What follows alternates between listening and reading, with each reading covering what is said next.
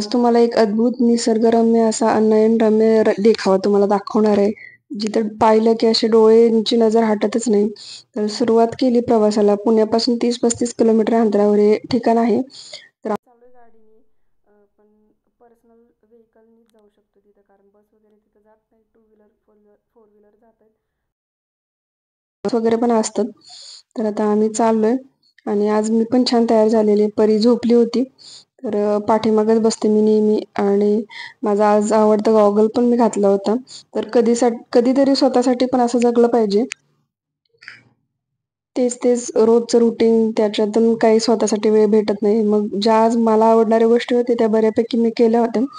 तर बाहेरचं वातावरण पाहून तुम्ही अंदाज घेऊ शकता की किती छान असेल ते ठिकाण.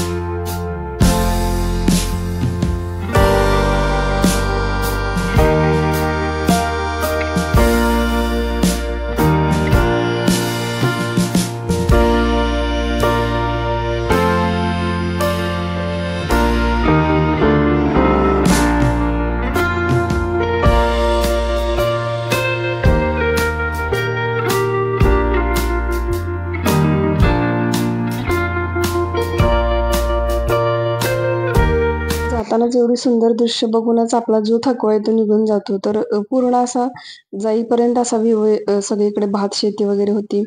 काही ठिकाणी छोटे छोटे जंगल होते, काही ठिकाणी पाणी वगैरे, गुरं वगैरे चरत होती. तर खूप छान वाटत होतं. अगदी गावाकडे गेल्यासारखं वाटत होतं. आणि आमच्या गावाकडे पण एवढी हिरवळ वगैरे नाही, त्यामुळं खूपच सुंदर अशा, म्हणजे मला ताम्हिणी घाट ची आठवण येत होती. तिकडे गेल्यानंतर पण सेम असंच वातावरण होतं. पूर्ण ढग वगैरे असे त्या डोंगराला लागत होते आणि पूर्ण धुकं धुकं होतं. रस्त्यामध्ये पण कधी थोडं ऊन होतं, कधी पाऊस होता, असं सगळं वातावरण होतं.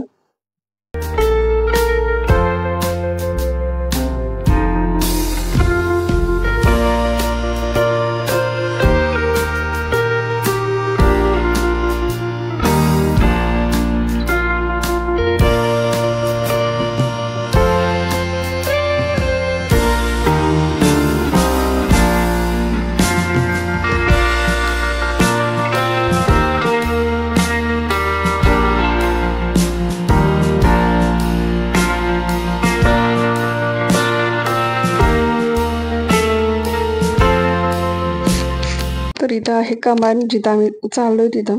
आणि तिथूनच आतमध्ये गेल्यानंतर एक 4-5 किलोमीटर वरती असं पूर्ण डोंगरावरती, पठारावरती ते ठिकाण होतं. आणि जातानाच इथं काही ठिकाणी थांबून इथं फोटोज क्लिक केले. आणि इथून पुढं जाण्याचा मोह म्हणजे आवरतच नव्हता, असा की असं वाटत होतं की अजून काय छान असेल. तर इथंच फोटोज वगैरे काढून आम्ही तसंच पुढे गेलो. अजून एक 5 ते 10 मिनिटाचा प्रवास होता.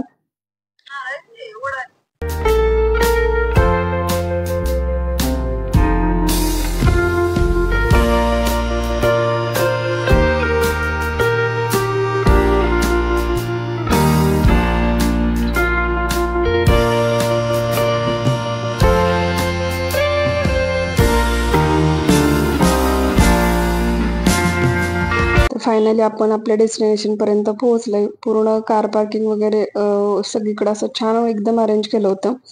3-4 लोक वेगवेगळ्या दिशेने होते, म्हणजे भरपूर मोठं ग्राउंड वगैरे होतं. त्यामुळे गर्दी किंवा ट्रॅफिक जाम वगैरे ते बिलकुल होत नाही. आणि एवढे सगळे लोक असताना पण स्पेशली तर वरती पोहोचल्यानंतर तर बघा कसे पूर्ण असे सुंदरसं दृश्य. याचं काय वर्णन करावं तर मला तर शब्दच नाही. खूप सुंदर असं वाटत होतं की म्हणजे एकदमच असं स्वर्गामध्ये गेल्यासारखं. तर इथं पण गेल्यानंतर आम्ही आधी थोडे फोटोज काढले होते आणि मग नंतर पुढे चाललो.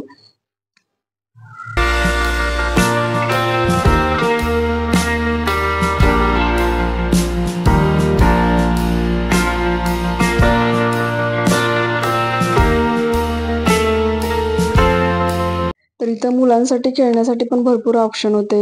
आपल्यासाठी पण होते काय ऍक्टिव्हिटीज वगैरे, झिप लाईन, बोटिंग वगैरे भरपूर सारे ऑप्शन होते आणि इथूनच हा परिसर चालू होते. तर बोटिंगसाठी पूर्ण असं आहे छोटं आर्टिफिशियल लेक सारखं असं आहे त्यांनी बनवलेलं आहे पूर्ण. तर बराचसाच मोठा एरिया आहे तो पण आणि गर्दी पण भरपूर होती इथं. तर इथं मोठी साईबाबांची मूर्ती आहे. तर बाजूला संत दर्शन पण आहे. त्याची तिकीट 250 का 300 होती पर पर्सन. पण इथं मुलं काही थांबणार नाहीत कंटिन्यू. आधीच आम्ही एवढं लांबून आलो होतो तर त्यामुळे म्हटलं की तिथं जायला नको, बाहेरच थांबलो होतो आम्ही. तर हे आहे मंदिर, विठ्ठल रुक्माईचं मंदिर होतं आणि अजून छोटे छोटे 1-2-3 मंदिर आहेत इथंच बाजूला.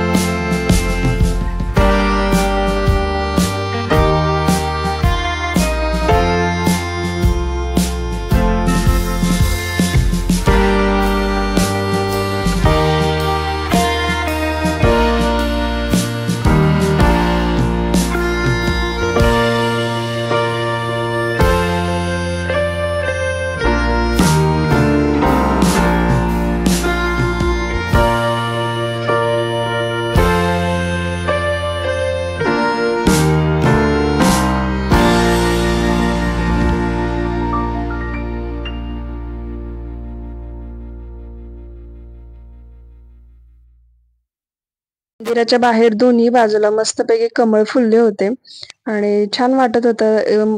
बाहेरूनच एवढं छान असं प्रसन्न वाटत होतं. आतमध्ये गेलो तर रांग भरपूर मोठी होती पण जास्त वेळ काही थांबू देत नव्हते. त्यामुळे पटपट सगळ्यांना दर्शन होत होतं. गर्दी जरी असली तरी पटकन दर्शन झालं आणि आतमध्ये गेलं खूप छान आणि प्रसन्न होतं.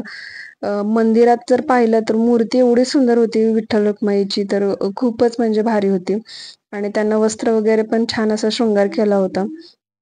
बाजूलाच भजन वगैरे चालू होतं तर ते नेहमीच कदाचित भजन म्हणण्यासाठी वगैरे येत असतील लेडीज ज्या होत्या, तर त्यांचं रेग्युलर वाटत होतं. तर आज संडे होता आणि संडे निमित्त कदाचित येत असतील नेहमी, कारण गाव थोडंसं लांबच आहे इथून आणि पूर्ण डोंगरावरतीच हे मंदिर आहे. मंदिरामध्ये मूर्ती वगैरे पाहू शकता, खूप सुंदर अशी मूर्ती आहे विठ्ठल रुक्माईची. तर 1-1.5 मिनिटं थांबलो इथं आम्ही, फोटोज वगैरे क्लिक केले आणि लगेच बाहेर पडलो कारण जास्त वेळ थांबू देत नव्हते तिथं. आणि छान असे पूर्ण क्लीन वगैरे पण आहे. तू पाहू शकते कुठंच असं काही कचरा घाण वगैरे नाही. खूप सुंदर वातावरण आहे.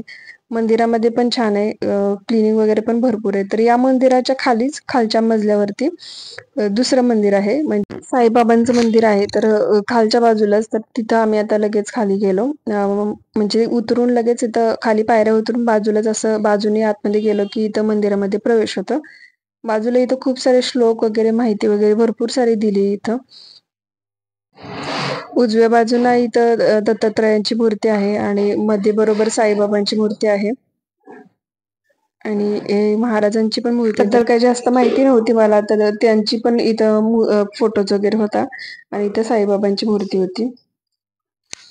तर इथं काही दक्षिणा वगैरे पण आपण देऊ शकतो.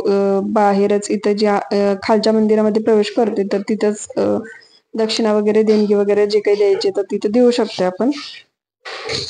तर इथं भरपूर जागा होती त्यामुळे आम्ही इथं 5 मिनिटं बसलो, छान दर्शन घेतलं आणि मग पुढच्या प्रवासाला. तर पुढं भरपूर मुलांसाठी खेळण्यासाठीच भरपूर स्पॉट वगैरे होते, पण इथं मोठी मुलं वगैरे पण होती त्यामुळे मग आम्ही जास्त इकडे गेलो नाही. इथं भरपूर सारे ऑप्शन होते प्लेचे.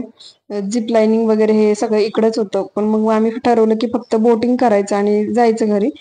तर पर पर्सन इथं ₹100 होते आणि फक्त 15 मिनिटं होते. 15 मिनिटात तुम्ही स्वतःच बोट घेऊन जायचं. त्यांचे लोक वगैरे कोण नाहीयेत. त्यामुळे आपल्याला स्वतःच बोट चालवायचे आणि दाखवतात, सांगतात ते कसं चालवायचे वगैरे. एक हँडल असतो, फक्त मूव्ह करू शकतो आपण आणि आपल्यालाच हे फाइंडलिंग सायकल सारखे करायचे आणि आपली बोटिंग चालू होते. तर छान आम्ही सगळीकडे राऊंड वगैरे मारून आलो. कारण 15 मिनिटात भरपूर म्हणजे होता टाइम. थोडासा पाऊस पण वातावरण होतं की येईल असं. त्यामुळे इथे विहीला रेनकोट वगैरे घातला होता आणि आम्ही छत्री पण सोबत घेऊन आलो होतो.